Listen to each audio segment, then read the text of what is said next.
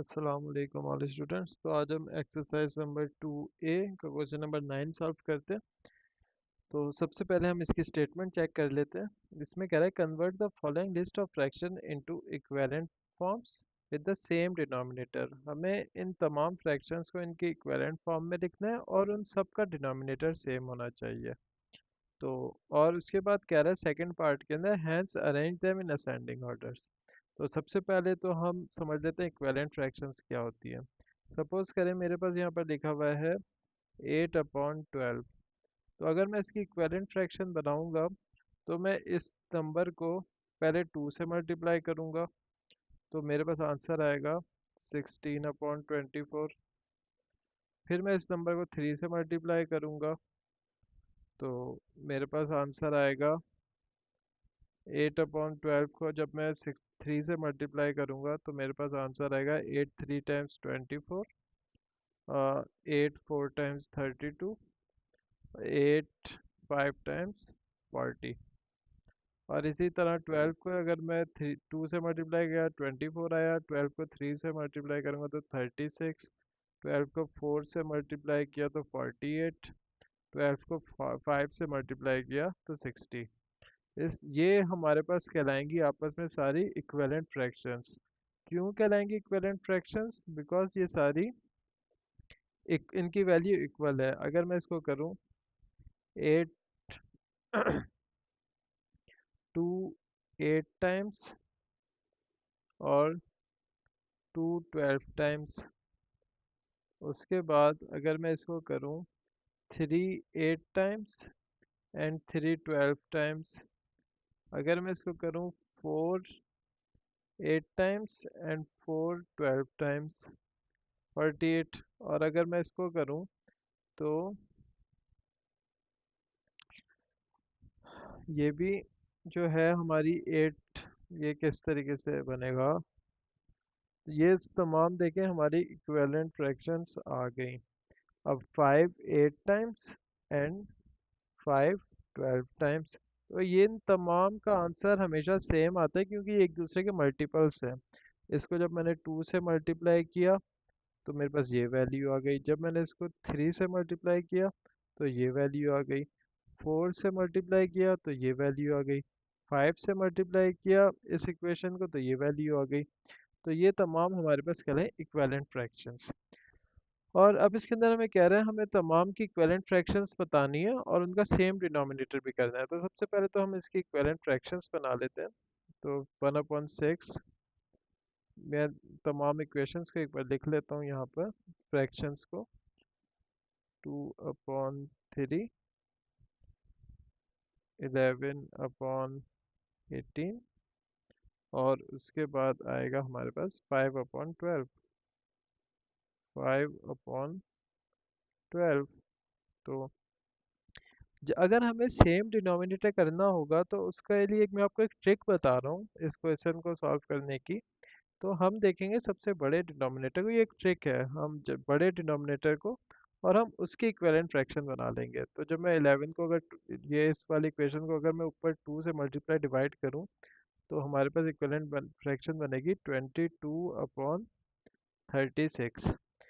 अब ये जब बन जाएगी हमारे पास तो अब हम ट्राई करेंगे तमाम तो बाकी जितने भी अब हमारे पास फ्रैक्शंस हैं इन सब के डिनोमिनेटर्स को हम ट्राई करेंगे 36 के इक्विवेलेंट बन जाए। तो वो किस तरीके से करेंगे, अब हम इसकी इक्विवेलेंट फ्रैक्शन बनाते हैं। 1 को 2 से मल्टीप्लाई करें तो 2/12, यहाँ पर 13/18,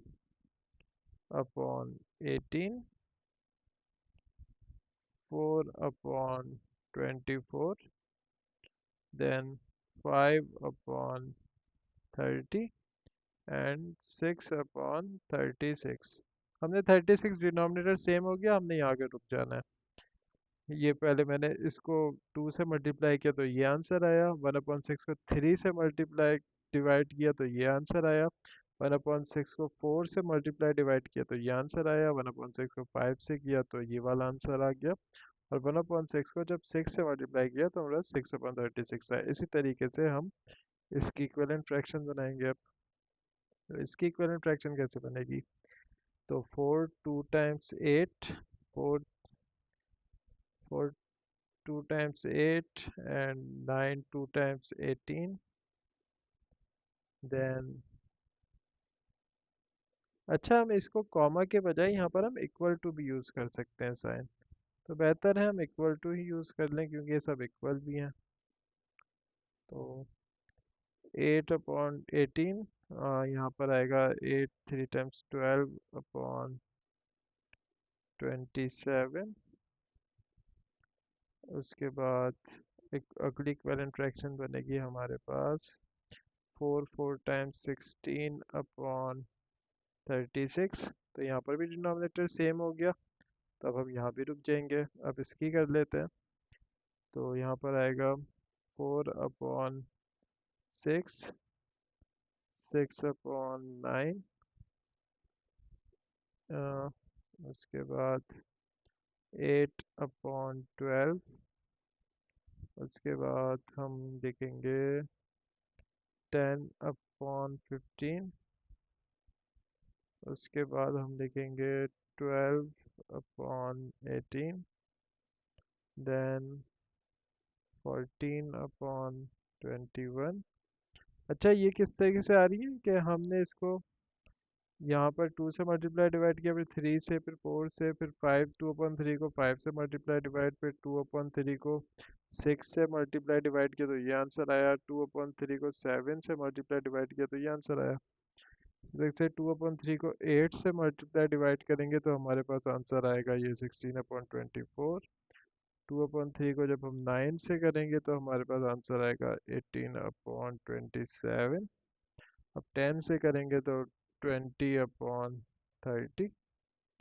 11 से किया तो 22/33 और जब 12 से किया तो हमारे पास आंसर आ गया 24/36 अब डिनोमिनेटर सेम हो गया इसका भी और इन सब का तो हम यहाँ पर आके रुक जाते हैं अब 5/12 का करते हैं तो यहाँ पर आएगा 2 से मल्टीप्लाई करेंगे डिवाइड करेंगे 5/12 का तो आंसर आएगा 10/24 उसके बाद जब हम 5/12 को 3 से मल्टीप्लाई करेंगे तो ये तो फौरन ही आंसर आ गया हमारा 15/36 तो ये डिनोमिनेटर सेम हो गया हमारा इन सब का अब हम क्या करेंगे ये तो हमारा हो गया अब हम इनको ये तो हमारा हो गया फर्स्ट पार्ट जिसके अंदर हमने इन तमाम की इक्विवेलेंट फ्रैक्शंस बना ली और लिख लिया अब कह रहे हैं hence arrange them in ascending orders तो सबसे पहले तो मैं इन तमाम नंबर्स को लिख लेता हूँ जो 6 अपॉन लास्ट हमारी इक्विवेलेंट फ्रैक्शंस बनी है इन सब को मैं एक बार यहाँ लिख लेता हूँ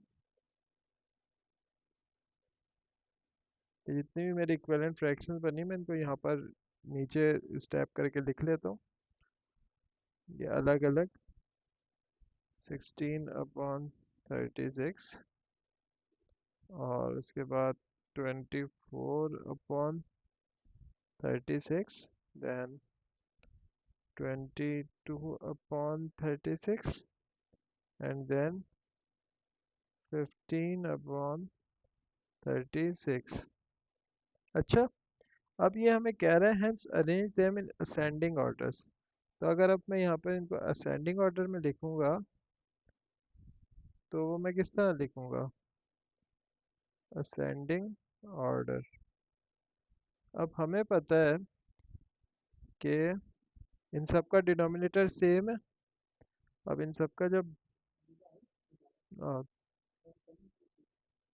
इन सब का असेंडिंग ऑर्डर सेम है सॉरी इन सब का डिनोमिनेटर सेम है ये तो हमें पता चल गया और तो फिर हम जब असेंडिंग इनका डिनोमिनेटर सेम है तो हमें बस पता है कि जो न्यूमरेटर ऊपर अब सबसे छोटा होगा वो इक्वेशन सबसे छोटी होगी तो 6/36 सबसे छोटी इक्वेशन आई उसके बाद 15/36 15/36 उसके बाद 16/36 16/36 अब उसके बाद 22/36 22/36 और उसके बाद 24/36।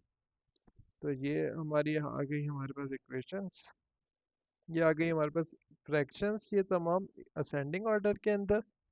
अच्छा, अब ये जितनी भी हैं ये सारी हमने इक्विवेलेंट फ्रैक्शन के उसमें लिखी हुई हैं।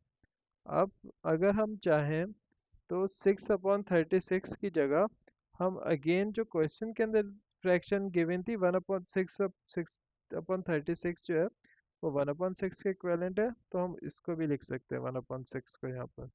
तो इसकी जगह मैं लिख लेता हूँ 1/6।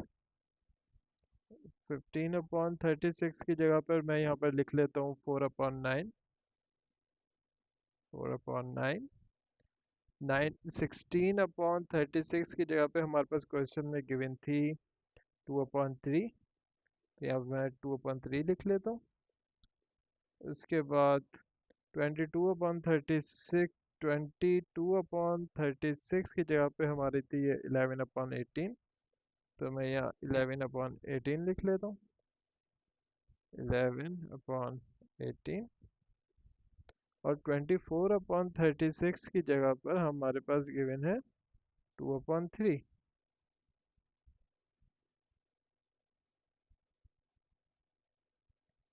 2/3 के इक्वेलेंट है। मुझे 15/36 जो है ये हमारी 5 ये हमारी 5/12 के इक्वेलेंट थी। मैंने मिस्टेक यहाँ पर गलत लिख दिया। ये हमारी 5/12 के इक्वेलेंट है।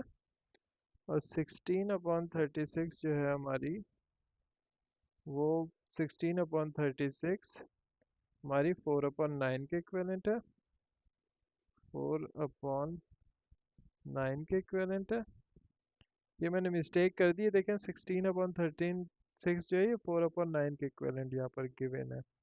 तो ये मैंने मिस्टेक कर दी थी, ये मैंने अब वापस से लिख दी है यहाँ पर। तो इससे से ये हमारा क्वेश्चन नंबर 9 हो गया। इस क्वेश्चन में आपको कोई भी प्रॉब्लम परेशानी हो, मैं डिस्क्रिप्शन में अपना व्हाट्सएप और ईमेल एड्रेस दे दूंगा, आप मुझसे कांटेक्ट कर सकते हैं। मैं आपको as soon as possible reply कर दूंगा। Thank you.